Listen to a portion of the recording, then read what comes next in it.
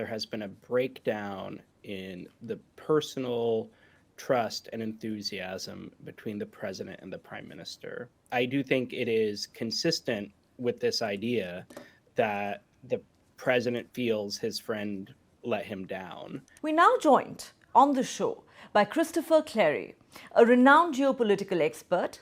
He is Associate Professor of Political Science at the University at Albany in the state of New York. He's also a non-resident fellow at the Stimson Center. Christopher Clary, welcome to Global Pulse. Thank you for having me. Let me begin by asking you this, Chris. As you know very well, there's a lot of anger in India, and people believe the United States simply cannot be trusted. Has Trump pretty much torched the India-US relationship with his steep tariffs and relentless attacks on the country? Did he torch the relationship? He certainly singed the relationship. There'll be some burn marks on it for a while. I think the structure will remain standing. The government of India has done its best over the last few weeks to kind of go out of its way to show that the bureaucratic and day-to-day level of cooperation continues. From the podium, the Ministry of External Affairs highlighted visits by the Defense Department. There are Army exercises going on. They just finished between the U.S. and in India. So, one thing that differs from, say, the post 1998 nuclear sanctions is there's just so much more institutional cooperation between both states and both societies. And even with these tariff troubles, there's no evidence yet that there is a desire, certainly by either establishment, but even up to the level of national leader, to kind of tear out all the work to create that infrastructure and wiring that ties the two societies and governments together. All right. I spoke to renowned geopolitical expert Professor Amitabh Mattu a couple of days ago, and he told me he believes this is the biggest crisis in the India-US relationship since Richard Nixon deployed the 7th Fleet to the Bay of Bengal during the 1971 India-Pakistan War. Would you agree with that assessment? There's no danger, there's no threat of a military conflict between the two societies. I don't think that this will be a USS Enterprise moment for the relationship, but it will go down along the list of grievances, and it will be right up there. It'll be underneath the 71 crisis. But this is not the first time the relationship has had troubles. I just mentioned the 1998 nuclear sanctions. There also were, serious concerns about how India was treated in relationship to the Devyani Kobragade episode. And then, part of the reason the Modi government was, and quite honestly, a little excited about Trump coming back is because of the challenges during the Biden administration over allegations that it had made about certain Indian government actors and what they were doing in North America. So, this is not the first turbulence this particular aircraft has hit. I think the wings are staying on, but it's a little bumpy for the passengers. Bumpy it most certainly is. But let me ask you this, Chris. How do you see the barrage of vitriolic attacks on India, not just by Trump, who called India a dead economy, but, as I mentioned at the start of the show, by his closest aides as well? And trade advisor Peter Navarro is the worst offender. Some say he's the most unpopular man in India today. He's called the Ukraine conflict Modi's war, India the Maharaja of tariffs, a laundromat for the Kremlin, and then he says Brahmins are profiteering from buying Russian oil, from racist attacks to casteist slurs. The man just doesn't know when to pipe down. I think my read of this present moment is that the relationship is troubled because there has been a breakdown in the personal trust and enthusiasm between the president and the prime minister. And on the US side, because those troubles emanate from the top, the bureaucracy is doesn't have the same sort of institutional qualms that the president does. And so his senior advisory team, his senior cabinet members are kind of casting about for reasons that the relationship should be in this difficult spot. And Peter Navarro is an incredibly loyal aide to the president. This is a man, it should not be forgotten, who literally went to jail because of his refusal to comply with a subpoena that he thought was contrary to his obligation to President Trump. So he is the most loyal of the Trump loyalists, and he is offering reasons to justify the tariff when he's going onto the media. And I think he's trying to explain to Trump's base why there has been this rapid shift on India policy. Because he's a loyalist, if the president were to shift directions, I think Peter Navarro also would quickly quiet down and would not create some sort of rearguard action against a policy shift. And I do think it is more likely than not that the U.S. and India can arrive at a trade deal in the next few weeks, if not months. Okay, you sound very optimistic about that. I'll come to that in just a moment. You've said some interesting things. You described Peter Navarro as the most loyal of Trump loyalists in India. Frankly, they're calling him Trump's attack dog. But more importantly, you talked about the breakdown in the relationship between Prime Minister Modi and Donald Trump. We'd all seen great camaraderie between the two leaders during Trump's first term. Let me ask you this. The New York Times recently published a report referring to a phone call between Trump and Prime Minister Modi on the 17th of June. The report seems to validate what most Indians believe, that Trump has acted against India out of personal pique and vendetta because India has not given him credit for the ceasefire with Pakistan and refused to nominate him for a Nobel Peace Prize. Is that something you would agree with? I think President Trump valued and continues to value his personal relationship with Prime Minister Modi.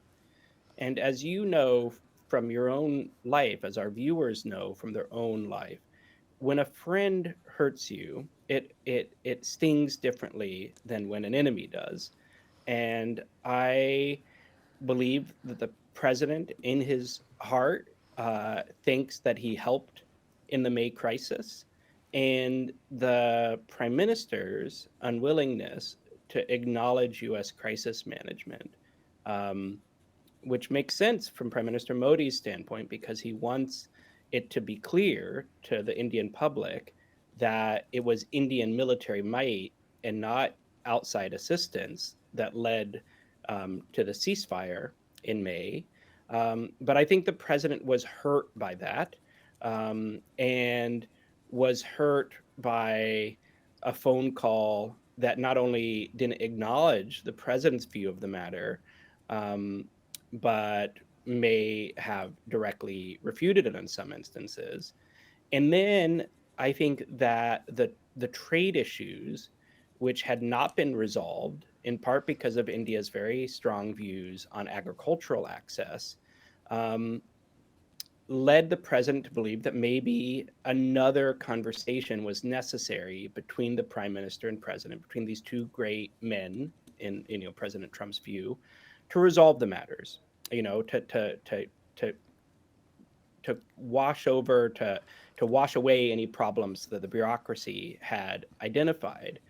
And the prime minister and his team, according now to fragmentary, but I think collectively persuasive reports, were unwilling to put the prime minister on a phone call where the president might be asking India to make trade concessions that would be difficult for the prime minister to make, and or that he might have been worried that preliminary discussions could have been released via social media to the world at an early stage. All of those things, I think, meant that there was this breakdown in the personal relationship that has not been repaired.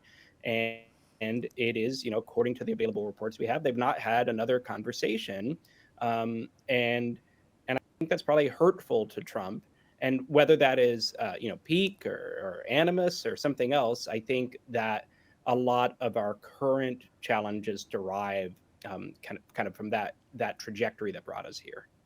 Okay, some would say you're being quite charitable in describing this as Trump's hurt feelings and not pique and vendetta. But, you referred to those media reports, especially the report that first appeared in a German newspaper that suggested that Trump tried to reach out to Prime Minister Modi at least 4 times, but the latter refused to take his calls. You believe that might have actually happened? There have been rumors to that effect for at least a month now that I have been hearing. We've seen reports in the German paper, we've seen a Japanese columnist make it, and then I think in the New York Times report that you talked about earlier, they also suggest that Trump indicated through some channels that a conversation might be desirable, and that the government of India said that time was not ripe for that. So I don't think that's conclusively shown based on this kind of fragmentary reporting, but I do think it is consistent with this idea that the president feels his friend let him down. And it is notable that the president continues to speak in a tone of more than sadness than anger when he refers to Prime Minister Modi. The president has preserved Prime Minister Modi's standing in his own personal discussions of the U.S.-India relationship and has not attributed malice to the prime minister in those public comments. Okay, you're right. He keeps referring to Modi as a great leader, but fact of the matter is that he seems to be treating India as an enemy. Talking about the same New York Times report, it also says that Trump is unlikely to travel to India for the Quad summit later this year. Now, Chris, if that were to happen, would it not mean that the India-US ties have effectively gone into deep freeze? And the Quad would also seem to lose its relevance, wouldn't it? The Quad will struggle in this second Trump term.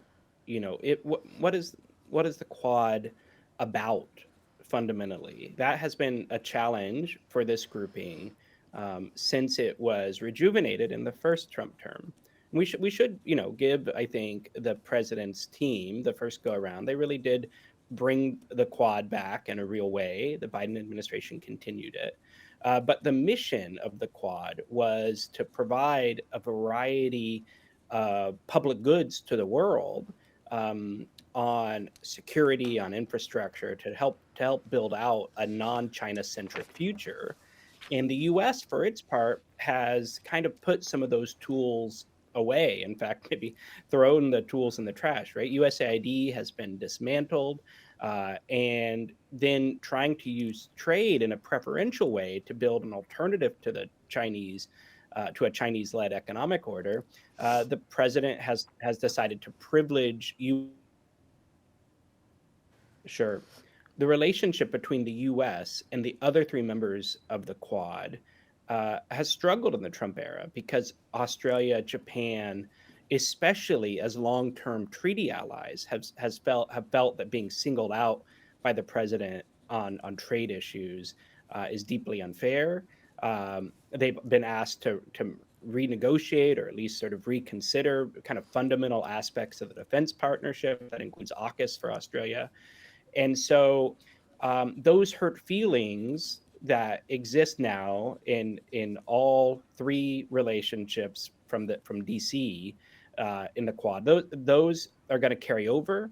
And then you have a U.S. bureaucracy that's less able to do the normal nuts and bolts of maintaining an international order.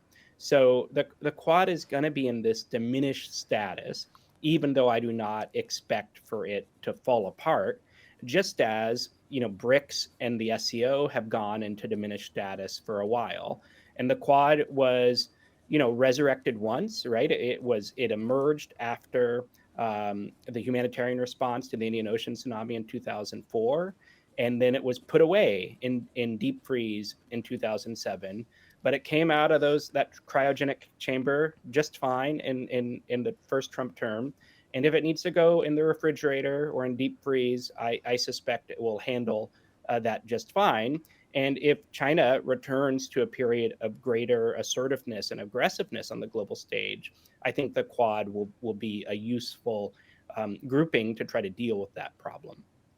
Okay, though at the moment, it's hard to understand how really that's going to work out with Trump being so adversarial towards India. But you earlier said you still believe that one Trump is. phone call. Can I just say, Yes. Trump is adversarial to India, but 4 years ago, Chinese soldiers like clubbed Indian soldiers to death, and they died of hypothermia in the Galwan Valley, right? So I understand that the tariffs and the social media is antagonistic, but it is not the same as a neighbor that has a 6+ decade territorial dispute that has killed Indian soldiers in large numbers, in 62, from 57 onward. That is a different sort of problem. And the hurt feelings relating to Truth Social post, I think those are going to fade away, but the territorial dispute will be there. Tawang will be there. Eastern Ladakh will be there. And in that situation, it will make sense for a future government in Delhi or this government under Narendra Modi to turn back to DC, because I do not suspect that the Chinese state will fundamentally change its approach to India.